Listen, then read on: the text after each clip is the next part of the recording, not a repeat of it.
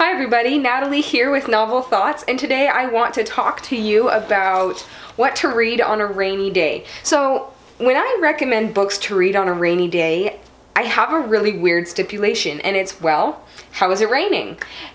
The weather kind of matters to me. Depending on how it's raining will influence what I read. So I broke it up into 3 categories for you guys. We have the storm, we have the misting drizzle, and we have the steady downpour. So if it is storming outside, I recommend fantastic literature. When I say fantastic, I mean something that's immersive, something that's vivid, maybe overcast in tone, maybe even kind of a dark tone, and I've come up with 3 books that fit that category for me. The first one is one of my favorite novels, and it's called The Ocean at the End of the Lane.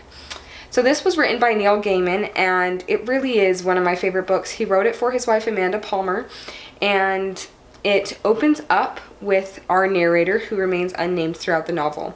He is an older man who is coming back to his childhood home for a funeral. While there, he finds himself making his way down to the end of the lane where the hempstock farm is, and he sits next to a pond and suddenly remembers. With that, we transfer back to his childhood when he's about 7.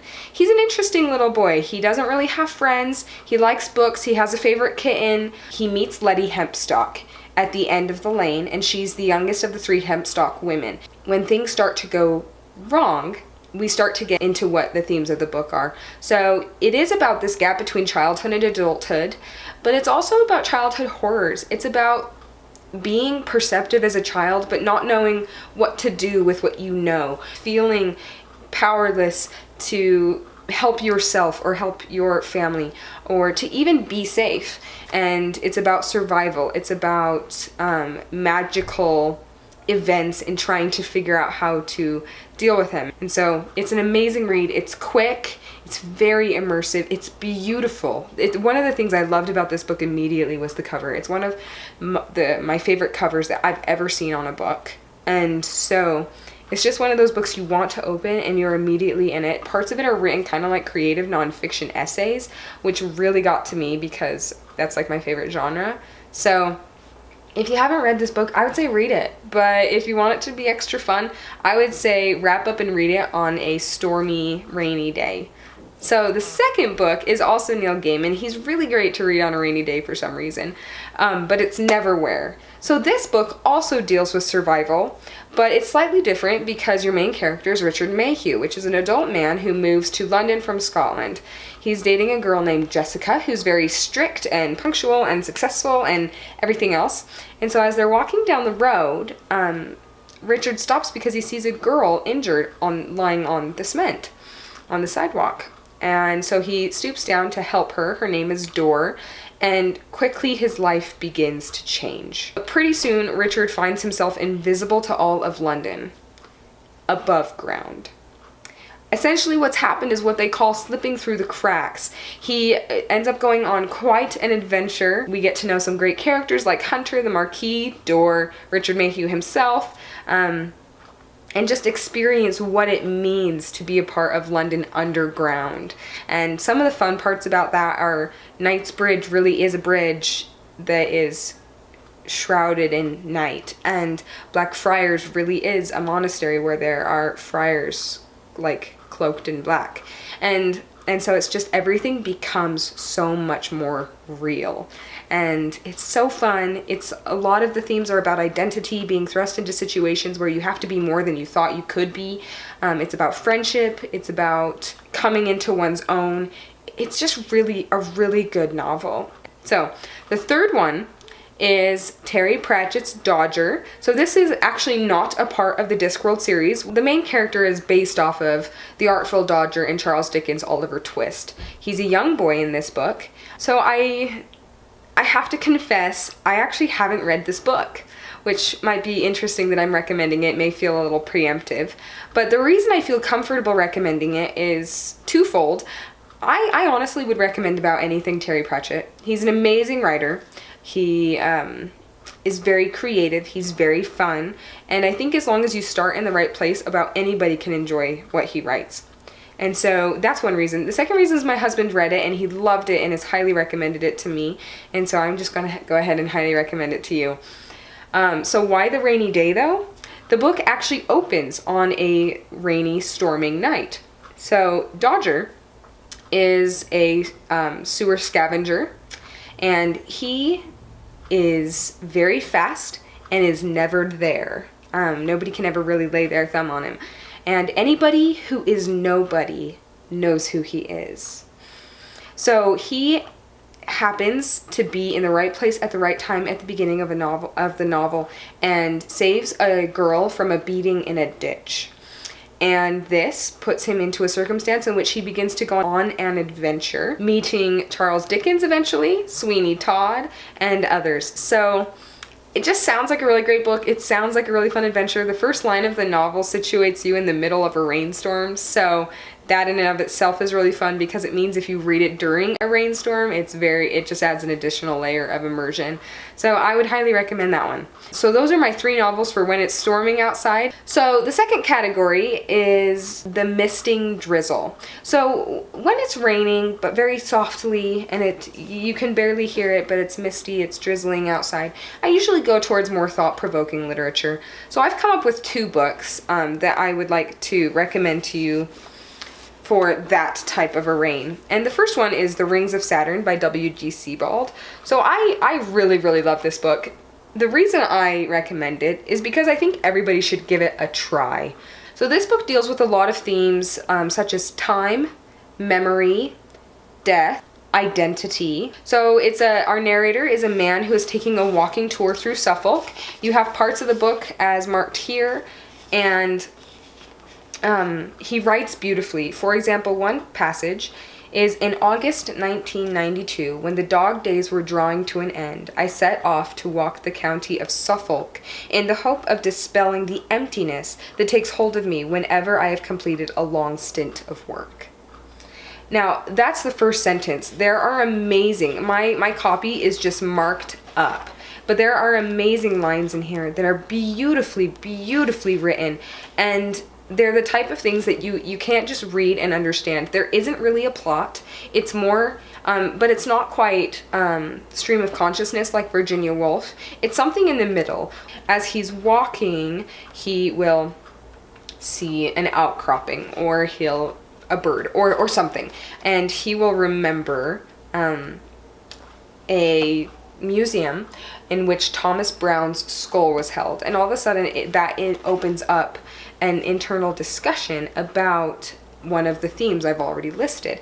And there are a lot of different ones, like different experiences like that. Sometimes they don't feel connected. So as you read this book, I would highly suggest you finding the connections. What are themes? What are words that are being used across the different chapters? For example, silkworms. Why do silkworms matter?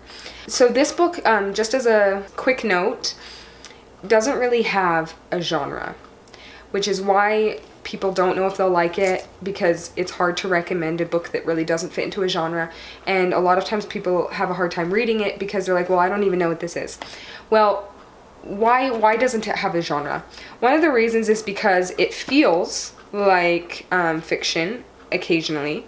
It feels like creative nonfiction occasionally. It feels like the personal essay in other parts. It feels like travel writing. It sometimes feels like a conglomeration of memoir, of myth, or of biography. And as you put all those things together, you get not a genre, but this book. So just be aware of that if you decide to read this book. I highly recommend it. I love this book. Anytime I want to think about something again, I will open up to one of my annotations and I will just read a passage, and that's what I will think about for the day, because that is how thought-provoking this book can be. And so if it's a misting drizzle and you want to think about something deeply, I would say get to know get to know Sebald a little bit on his own journey across Suffolk, which he has called The Rings of Saturn. So the second book I recommend is Man's Search for Meaning by Viktor Frankl. If you guys are familiar with Elie Wiesel's Night, this is what I would consider to be a similar experience novel that has an entirely different outcome. So Viktor Frankl was in the concentration camps during the Holocaust as a young boy, a young man, and he, instead of turning away from God and finding his night, he turns towards God and finds his meaning. So it goes over his experiences in Auschwitz and how he has to find a way to find a purpose in every moment to remain sane and to continue to hold tight to his identity and the meaning of his life.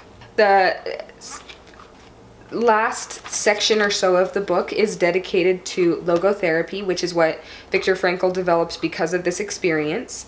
Essentially what it is it's existential analysis. He believes that one of the most powerful motivators for human beings is meaning, life meaning. And if people understand their purpose and what things are and why things are meaningful, then you can empower them to do anything, great things. And so he dedicates some time to telling us a little bit about logotherapy and his findings with that.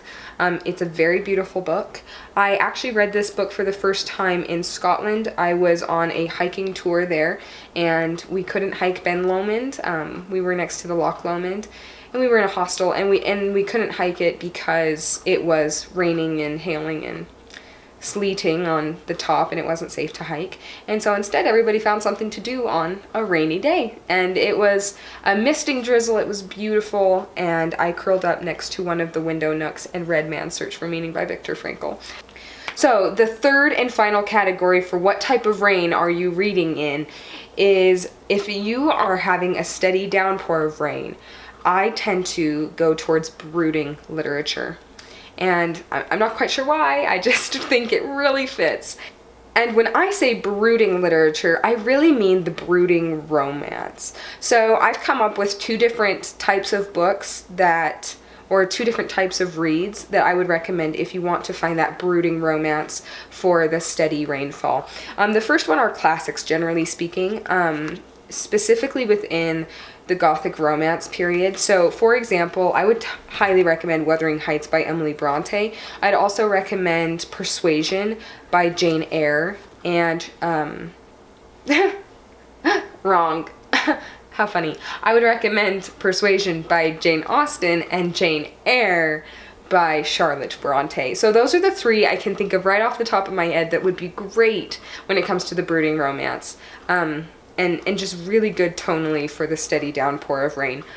So Wuthering Heights is about Heathcliff and Catherine, and it's a very psychologically disturbing, passion-driven romance. So Persuasion, on the other hand, is a much lighter book than Wuthering Heights. It's about Anne Elliot and her experiences having said no to her love, Captain Wentworth, 8 years ago, and then he returns.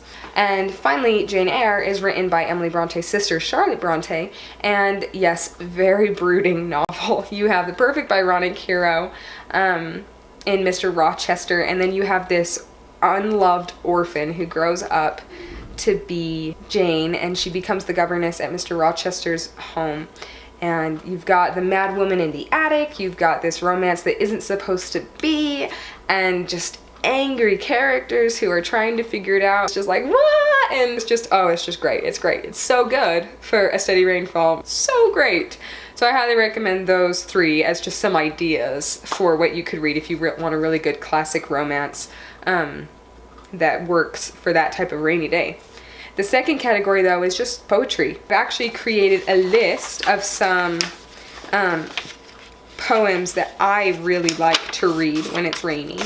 So, because there's so many, I'm just going to read a couple of them. So, I don't know if you've read it, but The Highwayman by Alfred Noyes is a beautiful poem with amazing rhythm. The Wreck of the Hesperus by Henry Wadsworth Longfellow. And it's such a good tragedy. The Raven by Edgar Allan Poe is really good. and The Rime of the Ancient Mariner by Samuel Taylor Coleridge. I love this poem. Like the symbolism of the albatross, the experience, the purgatory of it, the purging of his sins, and oh, I don't even know. It's just gorgeous. I love this poem. And so if you're going to read any of these, read that one. I think that is the perfect thing to read. There's also Rabbi Ben Ezra by Robert Browning. You've got The Lady of Shalott by Lord Alfred Tennyson. And finally, last two, The Goblin Market by Christina Rossetti is a very interesting kind of fantastic, eerie sort of poem. And anything John Keats works. So, with that, you've got my really extensively broken down list of what you could read on a rainy day. What it really comes down to is, for me, it depends on how it's raining for what I want to read.